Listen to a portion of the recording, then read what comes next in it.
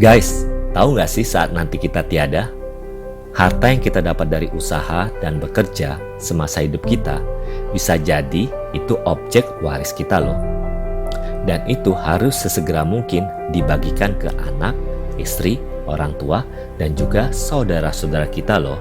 Karena kepemilikan harta itu bukan lagi milik kita, tapi milik mereka. Dalam pelaksanaannya bisa lancar-lancar saja, bisa jadi rebutan, bahkan bisa jadi sengketa keluarga. Dan kabar baiknya, ada 3 hukum yang mengatur tentang pemindahan hak pemilikan harta. Yang pertama, hukum agama. Yang kedua, hukum perdata. Dan yang ketiga, hukum adat. Dan semua itu harus ada kesepakatan keluarga. Hukum Islam atau hukum agama yang mengacu pada kompilasi hukum Islam dan nilai-nilai Al-Quran. Apabila suami tiada, maka hak waris istri adalah 1/8 harta. Hak waris anak perempuan 2/3 harta. Hak waris anak laki-laki 1/6 harta.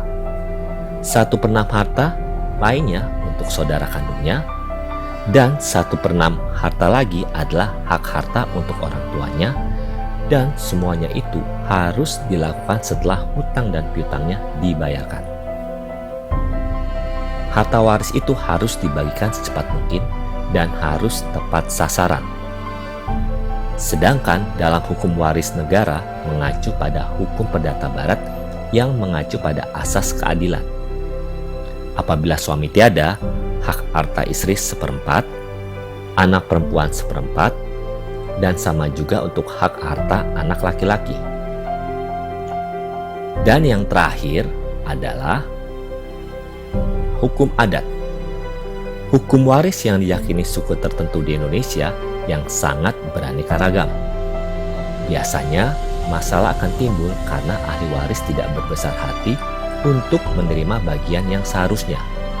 Dengan kata lain, mereka yang ingin mendapat bagian yang lebih, yang akhirnya tidak ada kesepakatan, malah memicu terjadinya sengketa waris.